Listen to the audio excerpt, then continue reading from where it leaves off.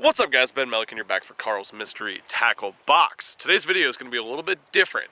You know, it's fun all the time to experiment with new baits, new techniques, but a lot of times two different things happen. One, it's just fun to get out and throw some kind of obscure things, especially during weird times of the year like winter right now.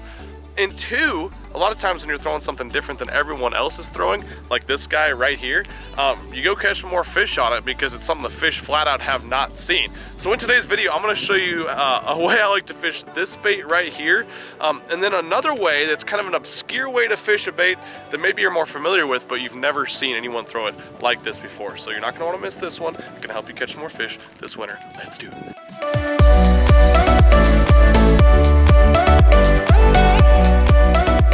First bait we're going to talk about throwing is this little Strike Pro swim bait. That thing looks realistic enough, right? Yeah, but a lot of times people are throwing this bait, it's going to be in the summer. It's going to be when it's really warm outside. Let's talk about a different way to throw this, when it's winter, when it's cold outside. So as you guys can see right here back behind me, so we're in the very back of a pocket. And on the back of this pocket, we got two different rock banks coming together to form kind of like a V. And in the middle of it, we have a nice little gravel pocket back there. Now the gravel pocket's got some darker colored gravel, there's some darker colored rocks, some bigger rock and stuff mixed in, and that is the absolute perfect place to come and throw this guy. So anytime you're fishing like a highland reservoir like this, anywhere that it kind of comes to the back and it has some nice deep water, it's still 18 feet deep right here leading up to this back pocket. Great place to throw this. Now how I work this bait is totally different maybe than anything that you've ever seen.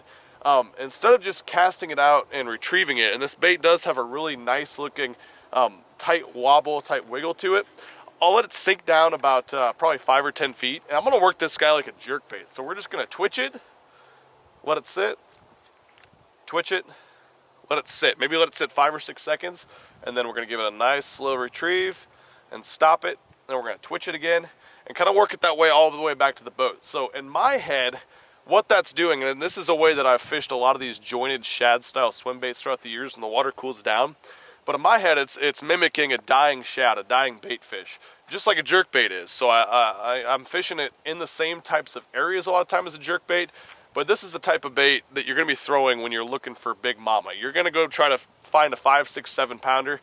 This is the style bait you're going to want to be throwing because you're going to twitch it, it's going to fall real nice. And you don't catch a lot of small ones on swim baits like this.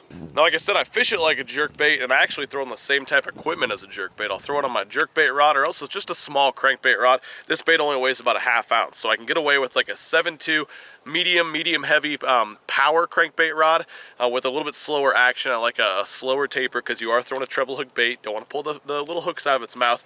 And then I'll fish it on fluorocarbon. I usually bump it up a little bit more than my traditional 10 or 12 pound line for jerkbait fishing, maybe 15 pound fluorocarbon line, and then a 6:3 to 1 gear ratio reel. You definitely don't want it too fast because you don't want to work this bait too fast. You want to cast it out, twitch, pause, just like a jerkbait. So the second bait we're going to fish in a little bit off the wall way is a beaver style bait, this Strike King rodent bait. So like you guys are thinking, you know, we're going to take this beaver out of the package. We got a Texas rig rigged up here. We're going to put it on here. We're going to go flip some docks, flip some laydowns and stuff like that. Not different than usual, right? Absolutely wrong. We're going to fish this bait totally different than that, and this is a super effective way to catch them when it's cold, when they're super lethargic. Let me show you how to do it. So the way I'm going to fish this bait is actually on a Texas rig, but it's going to be on a ½ ounce weight. It's going to be unpegged, and we're going to drag this guy like a jig. Now, like this bait, a beaver, obviously, it doesn't have any action. So it's going to be super natural down there. It's just going to be dragging on the bottom, not doing much. Now, what we're looking for when we fish this technique, I really like these secondary points with deep water nearby, especially if you have a rock ledge down there in 18 to 25 feet of water. I'm talking about deep water fishing. You can't be afraid to do that, but basically you're going to cast it out, you're going to let it go to the bottom, and you're just going to drag this guy. Just like a swing head, just like a jig, but it's a super effective way to pick up a couple big fish. When you're fishing this beaver like this and you're fishing it super naturally with an unpegged weight, I always tell people you can't fish it too slow. You're basically going to be counting rocks down there. You want that thing on the bottom the entire way throughout the cast, and you're just going to be slowly dragging your rod.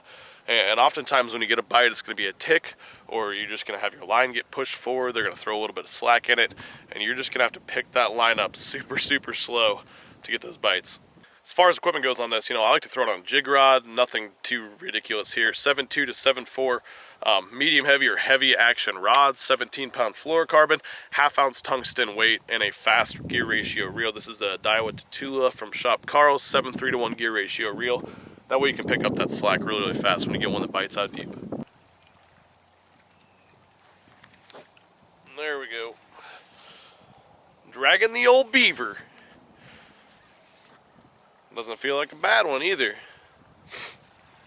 Just moved out here off once again, another secondary point. I'm way out off the bank. I'm at 35 feet of water, and I was dragging this guy at about 20 to 25. Just saw some fish in the fish finder, so I backed off a little bit. That's where you want to be when you throw this. Yeah, that's a nice one. Boom. Look at that. On the old beaver. Like I'm telling you guys, don't be afraid. Go out and try something different. Throw that swim bait, twitch it around like a jerk bait, drag this beaver. It's not just for flipping, guys. I know that's how it got made popular. That's how guys are throwing it. But put it on an unpegged Texas rig and you can catch big fish. This one right here. Let's get her back in the water. Thanks for watching.